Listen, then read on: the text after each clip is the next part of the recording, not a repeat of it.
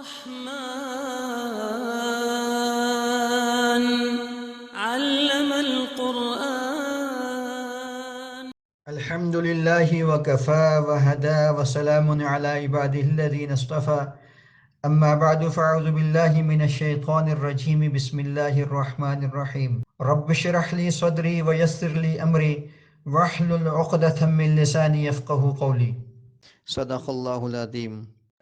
پیغام رحمان کے سیشن 11 میں خوش آمدید. آج کے سیشن میں ہم 4 صورتوں کے مضامین سے مستفید ہوں گے. سورہ الرعد کی کچھ آیات، سورہ ابراہیم اور الحجر کی مکمل اور سورہ النحل کی کچھ آیات کے مضامین سے مستفید ہوں گے. سورہ الرعد کی نزول کا نمبر 96 ہے اور یہ مدنی صورت ہے. الرعد عربی میں بادل کی گرج یعنی تھنڈر کو کہتے ہیں. آج کے سیشن میں آیت 19 سے 43 تک کے مضامین دیکھے جائیں گے. آیت 19 سے 26 میں فرمایا جا رہا ہے کہ جو اس قرآن کو حق سمجھتا ہے وہ اندھا نہیں ہو سکتا. پھر حق کا ساتھ دینے والوں کی 10 صفات کا ذکر ہے کہ وہ اللہ کے عہد کی پاسداری کرتے ہیں، اپنے وعدوں کی خلاف ورزی نہیں کرتے، اس تعلق کو قائم رکھتے ہیں جسے اللہ نے قائم رکھنے کا حکم دیا ہے، ہمیشہ اپنے رب سے ڈرتے ہیں اور اس کے حساب سے خوف کھاتے ہیں، اللہ کی رضا کی خاطر حق کی راہ میں آنے والی مشکلات پر صبر کرتے ہیں، نماز پڑھتے ہیں، اس کی راہ میں خفیہ اور ظاہر خرچ کرتے ہیں اور برائی کا جواب اچھائی سے دیتے ہیں. ان کے لیے جنت کے ہمیشہ رہنے والے باغات ہیں جہاں ان کے ساتھ ان کے نیک والدین، اولاد اور بیویاں بھی ہوں گی. اس کے مقابل حق کی دشمنی کرنے والوں کی 7 علامات کا ذکر ہے. وہ ایسے لوگ ہیں جو اللہ سے کیے گئے عہد کی پاسداری نہیں کرتے، اس تعلق کو قائم نہیں رکھتے جسے جوڑنے کا اللہ نے حکم دیا ہے، اللہ کی نافرمانیاں کر کے زمین میں فساد مچاتے ہیں. ایسے لوگوں پر دنیا میں بھی لعنت ہے اور آخرت میں ان کا انجام برا ہوگا. پھر کہا جا رہا ہے کہ اللہ جس کے لیے چاہتا ہے روزی کے دروازے کھول دیتا ہے اور جس کے لیے چاہتا ہے بند کر دیتا ہے. یہ لوگ دنیا کی زندگی پر خوش ہوتے ہیں حالانکہ یہ زندگی آخرت کے مقابلے میں تو محض ایک تھوڑا سا سامان ہے. آیت 27 سے 31 میں بتایا جا رہا ہے کہ اللہ کی ہدایت وہی پاتے ہیں جو ایمان لاتے ہیں اور ان کے دل اللہ کی یاد سے مطمئن ہوتے ہیں، ان کے لیے خوشخبری ہے اور اچھا ٹھکانہ ہے. پھر کہا جا رہا ہے کہ یہ لوگ آپ سے فرمائشی معجزے طلب کرتے ہیں. ایسے معجزے لائے بھی جا سکتے ہیں کہ قرآن کے ذریعے سے پہاڑ چل پڑیں، زمین کے ٹکڑے ہو جائیں اور مردے زندہ ہو کر بات کرنے لگیں، لیکن معجزات کا آنا اللہ کا امر ہوتا ہے اور اللہ ہدایت پر کسی کو زبردستی نہیں لاتا. پھر اللہ فرما رہے ہیں کہ ان مشرکین مکہ کو ان کے کفر کے سبب مسلسل صدمے دیکھنے پڑیں گے، یہاں تک کہ ایک دن آئے گا کہ آپ مکہ مکرمہ میں فاتحانہ داخل ہوں گے اور یہ اللہ کا وعدہ ہے جو سچ ہو کے رہے گا. آیت 32 سے 37 میں فرمایا جا رہا ہے کہ آپ سے پہلے پیغمبروں کے ساتھ بھی استہزاء کیا گیا اور مخالفین کو ڈھیل دینے کے بعد پکڑ لیا گیا. یہ لوگ اللہ کا شریک ٹھہراتے ہیں، ذرا ان سے پوچھیں کہ ان شریکوں کے نام تو بتائیں. ان مشرکوں کے لیے دنیا میں عذاب ہے اور آخرت کا عذاب تو زیادہ سخت ہے، اور متقیوں کے لیے ایسی جنت کا وعدہ ہے جس کے میوے اور اس کے سائے دائمی ہیں. پھر فرمایا جا رہا ہے کہ کچھ اہل کتاب قرآن اترنے پر دل ہی دل میں خوش ہوتے ہیں جبکہ مشرکین کی جماعت اس کا انکار کرتی ہے. آپ کہہ دیں کہ مجھے تو اللہ کی عبادت کرنے اور اس کے ساتھ کسی کو شریک نہ کرنے کا حکم ہے، اور اگر آپ نے ان کی خواہشات کی پیروی کی تو نہ کوئی حمایتی ہوگا نہ کوئی بچانے والا ہوگا. آیت 38 سے 43 میں کہا جا رہا ہے کہ آپ سے پہلے انبیاء کی بیوی اور بچے بھی تھے، اور نبی تو معجزہ اللہ کے حکم سے لاتا ہے، اپنی مرضی سے نہیں لاتا. آپ کا کام تو بس پہنچا دینا ہے، منوانا نہیں ہے. ان کا حساب ہم لیں گے، اور مشرکین کو ان کی شرارتوں کی سزا ضرور ملے گی، البتہ اس کا ایک وقت طے ہے. پھر یہ کہا جا رہا ہے کہ کیا یہ دیکھتے نہیں کہ ہم زمین کے کناروں سے اسے کم کرتے چلے آ رہے ہیں، وہی فیصلہ کرتا ہے، کوئی اس کا حکم ٹال نہیں سکتا. یہ لوگ آپ کی رسالت کا انکار کرتے ہیں، کہہ دو کہ میری رسالت کا گواہ اللہ ہے اور سلیم الفطرت اہل کتاب بھی ہیں۔ سیشن 11 کی دوسری صورت ہے ابراہیم۔ اس کے نزول کا نمبر 72 ہے اور یہ مکی صورت ہے۔ اس کی کل آیات 52 ہیں اور آیت 35 میں حضرت ابراہیم علیہ السلام کی دعا بیان ہوئی ہے۔ اسی مناسبت سے اس صورت کا نام ابراہیم رکھا گیا۔ اس صورت میں واضح کیا گیا کہ رسول کو بھیجنے کا مقصد کیا ہے اور اس کے ذریعے انسانیت پر خدا کی راہ کس طرح روشن ہوتی ہے۔ منکرین کی نامرادی کا حال پیش کیا گیا ہے اور بتایا گیا ہے کہ اہل ایمان کس طرح بامراد ہوں گے۔ ایمان اور کفر کے مختلف نتائج کو مثالوں کے ذریعے سے واضح کیا گیا ہے اور کافروں کو نعمت خداوندی کی ناشکری پر متنبہ کیا گیا اور اہل ایمان کو شکر گزاری کا طریقہ بتایا گیا۔ حضرت ابراہیم علیہ السلام کی مکہ کو آباد کرنے کے حوالے سے وہ دعا بھی ہے جو بڑی تاریخی اہمیت کی ہے۔ آخر میں قیامت اور اس کے عذاب کا ہولناک نقشہ پیش کیا گیا ہے۔ آیت 1 سے 6 میں اللہ فرما رہے ہیں، الف لام را، آپ پر قرآن کا نزول اللہ کی اذن سے لوگوں کو اندھیرے سے نکال کر روشنی یعنی نور کی طرف لانے کے لیے ہے۔ البتہ کافروں کو شدید عذاب ہوگا جو دنیا کو آخرت پر ترجیح دیتے ہیں، لوگوں کو اللہ کے راہ سے روکتے ہیں اور اس قرآن میں کجی تلاش کرتے ہیں۔ پھر بتایا جا رہا ہے کہ اللہ رسولوں کو ان کی قوم کی زبان میں ہی بھیجتا ہے تاکہ پیغام پہنچانے کا حق ادا ہو سکے، اور موسیٰ علیہ السلام کو بھی ان کی قوم کی طرف بھیجا گیا تھا۔ آیت 7 سے 12 میں تمام لوگوں کے لیے اعلان ہے کہ اگر تم شکر ادا کرو گے تو اللہ مزید نوازے گا اور ناشکری کرو گے تو اللہ کا عذاب بہت سخت ہے۔ اور اگر سب دنیا والے مل کر بھی اللہ کی ناشکری شروع کر دیں تب بھی اللہ بے نیاز ہے۔ اللہ نے قوم نوح، عاد اور سمود اور دیگر کئی رسول بھیجے ہیں، لیکن قوموں نے ان کی دعوت پر شک کیا۔ رسولوں نے کہا، کیا اللہ کے متعلق شک کرتے ہو جو آسمان اور زمین کا بنانے والا ہے اور تمہیں سلامتی کی طرف لاتا ہے؟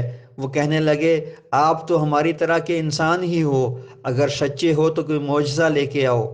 رسولوں نے جواب دیا، بے شک ہم انسان ہیں، لیکن اللہ نے ہمیں رسالت عطا کی ہے، معجزہ دکھانا ہمارے ہاتھ میں نہیں، ہم تو اللہ پر توکل کرتے ہیں۔ آیت 13 سے 21 میں بتایا جا رہا ہے کہ کافر قوموں نے رسولوں کو دھمکی دی کہ انہیں بستیوں سے نکال دیں گے۔ اللہ نے وحی کے ذریعے بتایا کہ ہم ظالموں کو ہلاک کرنے والے ہیں۔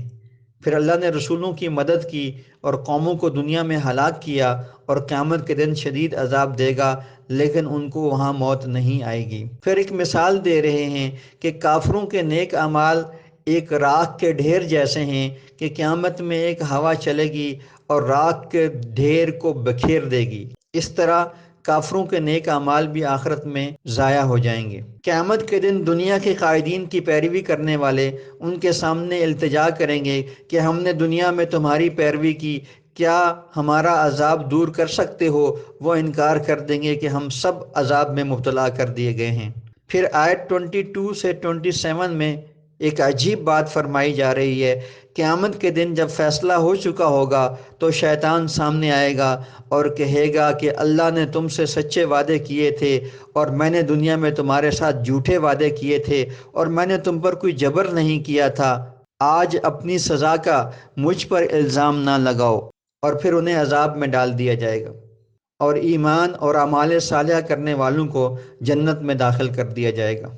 پھر ایک اور مثال دی جا رہی ہے کہ اچھے کلمے یعنی دین اسلام کی مثال اچھے درخت کی سی ہے کہ اس کی جڑیں مضبوط اور شاخیں آسمان تک پہنچتی ہیں اور پھل بھی خوب دیتا ہے، اور برے کلمے کی مثال برے درخت کی سی ہے یعنی کفر کی مثال برے درخت کی سی ہے جو زمین پر اگے اور اسے کسی بھی وقت اکھاڑ کر پھینک دیا جائے۔ اور اللہ تعالیٰ مومنوں کو دنیا اور آخرت میں عزت ان کے پختہ قول پر ہی دیتا ہے۔ آیت 28 سے 34 میں مشرکین کے بارے میں ہے کہ انہوں نے اللہ کی نعمتوں کو ناشکری میں بدلا اور قوم کو ہلاکت میں لے گئے۔ یہ اللہ کا شریک ٹھہراتے ہیں، تھوڑا سا فائدہ اٹھا لیں پھر ان کا ٹھکانہ آگ ہے۔ اہل ایمان کو نماز پڑھنے، خفیہ اور اعلانیہ خرچ کرنے کی تلقین کی جا رہی ہے اس دن کے آنے سے قبل کہ جب نہ کوئی لین دین ہو سکے گا، نہ کوئی دوستی اور تعلق کام آئے گا۔ پھر اللہ اپنی نعمتیں گنوا رہا ہے، آسمان و زمین، بارش، طرح طرح کے پھل، سمندر، کشتیاں، نہریں، سورج، چاند، رات اور دن، یہ سب اللہ نے انسانوں کے فائدے کے لیے بنائے ہیں۔ اس کے علاوہ بھی اتنا کچھ ہے کہ شمار کرنا بھی چاہو تو شمار نہ کر سکو گے۔ آیت 35 سے 41 میں ابراہیم علیہ السلام کی دعاؤں کا ذکر ہے، جب انہوں نے کہا اے اللہ مکہ کو امن والا شہر بنا اور مجھے اور میرے بچوں کو بت پرستی سے بچا۔ اے اللہ میں نے اپنی اولاد کو تیرے گھر کے پاس آ کے آباد کر دیا ہے تاکہ نماز پڑھ سکیں، تو لوگوں کے دلوں کو ان کی طرف پھیر دے اور انہیں پھلوں سے روزی عطا کر۔ اور اے اللہ تیرا شکر کہ تو نے بڑھاپے میں مجھے اسماعیل اور اسحاق سے نوازا۔ اے اللہ مجھے اور میری اولاد کو نماز پڑھنے والا بنا، میری اور میرے ماں باپ اور تمام اہل ایمان کی اس دن بخشش فرما جس دن لوگ حساب کے لیے اٹھائے جائیں گے۔ آیت 42 سے 52 میں کہا جا رہا ہے کہ اللہ ظالموں کے جرائم سے غافل نہیں ہے۔ روز قیامت خوف کے مارے ان کی آنکھیں پتھرا جائیں گی، ان کے دل دہشت سے لرز رہے ہوں گے۔ وہ التجا کریں گے کہ انہیں ایک اور موقع دیا جائے تاکہ وہ رسولوں کی پیروی کر سکیں۔ ان کی درخواست مسترد کر دی جائے گی اور مجرموں کو باہم زنجیروں میں جکڑ دیا جائے گا اور گندک کا لباس پہنایا جائے گا، جس سے جہنم کی آگ کی شدت میں اور اضافہ ہو جائے گا۔ آگ ان کے اوپر پوری طرح سے چھائی ہوگی۔ اللہ ہر جان کو اس کے جرائم کا پورا پورا بدلہ دے دے گا۔ آخر میں بیان کیا جا رہا ہے کہ قرآن کے نزول کا مقصد یہ ہے کہ لوگوں کو بتا دیا جائے کہ اللہ کے سوا کوئی عبادت کے لائق نہیں، اور آخرت آ کر رہے گی جس میں ہر انسان کو اپنے اعمال کی جواب دہی کرنی ہوگی۔ سیشن 11 کی تیسری صورت کا نام ہے الحجر۔ نزول کے اعتبار سے اس کا نمبر 54 ہے اور یہ مکی صورت ہے۔ حجر ایک جگہ کا نام ہے اور اس کا ذکر آیت 80 سے 84 میں آیا ہے، اور انہیں رسولوں کو جھٹلانے کی بنا پر تباہ کر دیا گیا تھا۔ سورت کی کل آیات 99 ہیں۔ اس میں رسالت اور وحی سے متعلق شبہات کو دور کیا گیا ہے اور جھٹلانے والوں کو اس کے انجام سے خبردار کیا گیا ہے۔ آیت 1 سے 15 میں فرمایا جا رہا ہے الف لام را، یہ کتاب اور قرآن کی آیتیں ہیں۔ سورت کی آیت نمبر 2 سے 14ویں پارے کی ابتدا ہو رہی ہے، جس میں کہا جا رہا ہے کہ قیامت کے دن کفار بار بار تمنا کریں گے کہ کاش وہ بھی مسلمان ہوتے، اس لیے آپ صلی اللہ علیہ وسلم انہیں اپنے حال پہ چھوڑ دیں، عنقریب انہیں پتہ چل جائے گا۔ ہر بستی کی ہلاکت کا ایک وقت مقرر ہے، اس سے آگے پیچھے نہیں ہوتا۔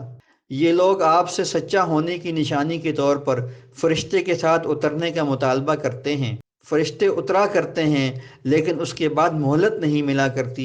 یہ قرآن ہم نے اتارا اور ہم ہی اس کے محافظ ہیں، اور آپ سے پہلے بھی رسول آئے لیکن قومیں ان کا مذاق اڑاتی تھیں، اور یہ لوگ بھی آپ پر ایمان نہ لائیں گے اگرچہ آپ آسمان میں دروازہ کھول دیں اور اس میں سے انہیں داخل بھی کر دیں تو یہ کہیں گے کہ یہ جادو ہے۔ آیت 16 سے 25 میں فرمایا جا رہا ہے ہم نے ستارے بنائے جو آسمان کی زینت ہیں اور اسے سرکش شیطانوں سے محفوظ بنایا ہے۔ جو آسمان سے باتیں چوری کرنے کی کوشش کرتا ہے اس کے پیچھے ایک دمدار ستارہ لگ جاتا ہے۔ ہم نے زمین کو بچھا کر اس میں پہاڑ بنائے، نباتات اگائیں تاکہ تمہاری معاش کا ذریعہ بن سکے، اور ہم چیزوں کے خزانے ایک اندازے کے مطابق اتارتے ہیں۔ ہم بارش بھرے بادلوں سے تمہیں پانی دیتے ہیں جسے آپ سٹور نہیں کر سکتے تھے۔ ہم موت اور حیات دیتے ہیں اور ہمارے پاس پہلے اور آخر میں آنے والوں کا علم ہے، اور ان سب کو ایک دن جمع کیا جائے گا۔ آیت 26 سے 44 میں فرمایا جا رہا ہے کہ ہم نے انسان کو گارے مٹی سے اور جنات کو آگ سے بنایا ہے۔ اس کے بعد آدم کی تخلیق اور ابلیس کے انکار کا قصہ بتایا جا رہا ہے جو سورہ البقرہ اور الاعراف میں بھی گزر چکا ہے۔ اس قصے میں امتیازی نکتہ یہ بیان ہوا ہے کہ انسان کی اصل عظمت اللہ کی ڈالی ہوئی روح ہے، اور جس وقت وہ روح ڈالی گئی اس کے بعد ہی اللہ نے فرشتوں کو کہا تھا کہ اس کے سامنے سجدہ کرو۔ پھر شیطان کے مردود ہونے کے بعد اسے انسان کو بہکانے کی مہلت دیے جانے کا ذکر ہے۔ اللہ فرماتے ہیں میرے سیدھے راستے پر چلنے والوں پر شیطان کا زور نہیں چلے گا، اور جو اس کے بہکاوے میں آئیں گے انہیں 7 دروازوں والی دوزخ میں ڈالا جائے گا۔ آیت 45 سے 60 میں بتایا جا رہا ہے کہ متقیوں کو جنت میں امن و سلامتی سے رکھا جائے گا، تو ان کے دلوں میں اگر کوئی رنجشیں بھی ہوئیں تو وہ ان سے نکال لی جائیں گی، اور وہ محبت اور بھائی چارے سے ایک ساتھ رہیں گے۔ پھر اللہ کی 2 شانیں بیان کی جا رہی ہیں۔ اللہ فرماتے ہیں میرے بندوں کو بتا دیں کہ میں غفور الرحیم بھی ہوں لیکن میرا عذاب بھی دردناک ہے۔ پھر ابراہیم علیہ السلام کے پاس فرشتوں کے آنے اور بیٹے کی خوشخبری سنانے کا ذکر ہے۔ پھر وہ فرشتے لوط علیہ السلام کی مجرم قوم کے پاس گئے اور ان کی قوم کو ان کی بیوی سمیت ہلاک کرنے اور آل لوط کو بچانے کا ذکر ہے۔ آیت 61 سے 79 میں قوم لوط کی ہلاکت کی تفصیلات ہیں، جن کا ذکر پچھلی صورتوں میں بار بار ہو چکا ہے۔ اس صورت میں اضافی بات یہ ہے کہ لوط علیہ السلام نے قوم سے اپنے مہمانوں کو قوم کے غلط ارادوں سے بچانے کی خاطر اور ہوس پوری کرنے کے لیے بیٹیوں کے ساتھ جائز تعلق بنا لینے کی آفر کی تھی۔ قوم لوط کی ہلاکت بستی کو الٹ دینے اور اوپر سے پتھروں کی بارش سے ہوئی۔ یہ تباہ حال بستی آج بھی سیدھے رستے پر موجود ہے اور اس واقعہ میں اہل بصیرت کے لیے عبرت ہے۔ پھر اصحاب الایکہ یعنی جنگل والوں کا ذکر ہے، جن کی طرف شعیب علیہ السلام کو بھیجا گیا تھا۔ وہ ظالم تھے اور ان پر عذاب نازل ہوا۔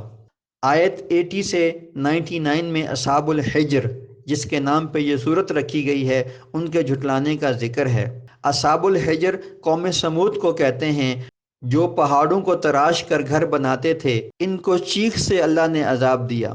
پھر اللہ رب العزت آپ صلی اللہ علیہ وسلم کی دلجوئی فرما رہے ہیں کہ ان کی سازشوں سے غمگین نہ ہو، قیامت آ رہی ہے، آپ کو سبع مثانی یعنی سورہ فاتحہ دی گئی ہے، اس سے سکون قلبی حاصل کیجئے اور اپنے اصحاب پر نرمی کیجئے اور مشروں کی پرواہ نہ کیجئے، ہم آپ کی طرف سے انہیں نمٹ لیں گے اور آپ اپنے رب کی بندگی آخری سانس تک کرتے رہیں۔ سیشن 11 کی چوتھی صورت ہے النحل۔ اس کے نزول کا نمبر 70 ہے اور یہ بھی مکی صورت ہے۔ النحل بی یعنی شہد کی مکھی کو کہتے ہیں۔ آیت 68 میں اللہ کی ربوبیت کی نشانی کے طور پر نحل کا ذکر ہوا ہے، اسی مناسبت سے اس صورت کا نام النحل رکھا گیا۔ اس صورت کا مرکزی مضمون شرک کے باطل اور توحید کے برحق ہونے کو واضح کرنا ہے اور اس سلسلہ میں اللہ کی نعمتوں کا احساس دلانا تاکہ وہ اپنے حقیقی رب اور محسن کو پہچان سکیں۔ آیت 1 سے 9 میں فرمایا جا رہا ہے کہ اللہ کا حکم یعنی قیامت آیا چاہتی ہے، جلدی نہ مچاؤ۔ اللہ اپنے چنے ہوئے بندوں پر فرشتوں کے ذریعے سے پیغام بھیجتا ہے کہ لوگوں کو اللہ وحدہ لا شریک کا تعارف کروائیں اور اس سے ڈرائیں۔ اللہ نے آسمان و زمین بنائے اور حقیر قطرے سے انسان بنایا جو جھگڑالو ہے، اور چوپائے بنائے جن سے تم طرح طرح کے فائدے اٹھاتے ہو، اور اللہ کی شکر گزاری کرو، یہی سیدھا رستہ ہے۔ 10 سے 21 میں اللہ کی نعمتوں کا ذکر ہے کہ اس نے آسمان سے بارش اتار کر طرح طرح کے باغات اگائے، رات دن، سورج چاند انسان کی خدمت کے لیے بنائے، رنگا رنگ مخلوقات سے کائنات کو حسن بخشا اور انسان کے ذوق بصارت کی تسکین کی۔ سمندر بنائے جس میں انسان کے لیے مچھلیوں کی صورت میں صحت افزا تازہ گوشت کی فراوانی ہے۔ اس میں کشتیاں بھی چلتی ہیں جن کے ذریعے سے تجارت ہوتی ہے۔ زمین میں اللہ نے پہاڑ گاڑے تاکہ اس کا توازن قائم رہے، اور نہریں اور رستے بنائے تاکہ تم گم نہ ہو جاؤ۔ آسمان پر نشانات اور ستارے بنائے تاکہ ان کے ذریعے سے اپنی سمت کا تعین کر سکو۔ یہ اللہ کی چند نعمتیں ہیں، اور پھر فرمایا جا رہا ہے وَإِن تَعُدُّوا نِعْمَةَ اللَّهِ لَا تُحْصُوهَا، اگر تم اللہ کی نعمتوں کو شمار بھی کرنا چاہو تو شمار نہ کر سکو گے۔ یہ مضمون سورہ ابراہیم کی آیت 34 میں بھی گزر چکا ہے۔ پھر اللہ فرماتے ہیں یہ کیسی ناشکری ہے کہ وہ مردوں کو اللہ کا شریک ٹھہراتے ہیں جنہیں یہ بھی نہیں پتہ کہ انہیں کب اٹھایا جائے گا۔ آیت 22 سے 25 میں فرمایا جا رہا ہے کہ اللہ اکیلا ہے اور آخرت پر ایمان نہ لانے والے متکبر ہیں۔ اللہ ان کی خفیہ اور علانیہ سب باتوں کو جانتا ہے۔ جب ان سے قرآن کے متعلق پوچھا جاتا ہے تو اسے پہلے زمانے کے قصے کہہ کر ٹال دیتے ہیں۔ یہ خود بھی گمراہ ہیں اور دوسروں کی گمراہی کا وبال بھی اپنے سر لے رہے ہیں۔ آیت 26 سے 34 میں فرمایا جا رہا ہے کہ پہلے لوگ چالیں چلا کرتے تھے تو اللہ نے ان کی بلڈنگز کو تباہ کر دیا، پھر قیامت میں انہیں مزید رسوا کرے گا۔ کافر موت کے وقت فرشتوں کے سامنے اپنی بدعمالیوں سے انکار کرتے ہیں۔ اللہ کو ان کی سب چیزوں کا پتہ ہے، پھر انہیں جہنم میں ڈلنے کی وعید سنائی جاتی ہے۔ اور متقیوں سے پوچھا جاتا ہے کہ اللہ نے کیا نازل کیا، تو کہتے ہیں خیر نازل کی، ان کے لیے دنیا میں سکون اور آخرت میں شاندار اجر ہے۔ موت کے وقت فرشتے ان کی روح اچھی حالت میں نکالتے ہیں اور انہیں سلام کہہ کر جنت کی بشارت دیتے ہیں۔ آیت 35 سے 40 میں فرمایا جا رہا ہے کہ مشرکین کہتے ہیں کہ اللہ چاہتا تو ہم شرک نہ کرتے، ان سے پہلے والے بھی ایسا ہی کہا کرتے تھے، اور نبیوں کا کام تو پہنچا دینا ہے۔ ہر رسول کی یہی دعوت تھی کہ اللہ کی بندگی کرو اور طاغوت سے بچو، تو کچھ لوگ ہدایت پاتے اور کچھ گمراہ ہو جاتے۔ آپ چل کر ان کی تباہ حال بستیوں سے ان کا انجام دیکھ لیں۔ اے نبی، آپ تو ان کی ہدایت کے حریص ہیں، لیکن یہ خود گمراہ ہونا چاہتے ہیں، اللہ انہیں کیسے ہدایت دے گا؟ یہ قسمیں اٹھا کے آخرت کا انکار کرتے ہیں۔ آخرت تو اللہ کا سچا وعدہ ہے جو پورا ہو کے رہے گا، جس دن ان کے اختلافات کو اور کفار کے جھوٹ کو واضح کیا جائے گا۔ اللہ جب کسی چیز کے کرنے کا ارادہ کرتا ہے تو اسے کن کہتا ہے، وہ ہو جاتی ہے۔ آیت 41 سے 50 میں بتایا جا رہا ہے کہ اللہ کی راہ میں ہجرت کرنے والوں کو دنیا اور آخرت میں اجر ملے گا۔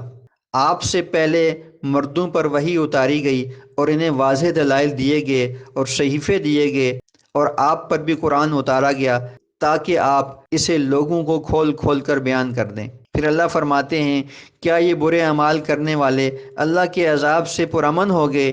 یہ دیکھتے نہیں کہ اللہ کی مخلوقات کا سایہ دائیں بائیں سجدے کرتے ہوئے چلتا ہے، اور زمین و آسمان کی ساری مخلوق اور فرشتے سب اس کے آگے سجدہ کرتے ہیں، اس سے ڈرتے ہیں اور اس کے حکم پر چلتے ہیں۔ آیت 51 سے 60 میں منع کیا جا رہا ہے کہ دو معبود نہ بناؤ، وہ اللہ تو ایک ہی معبود ہے۔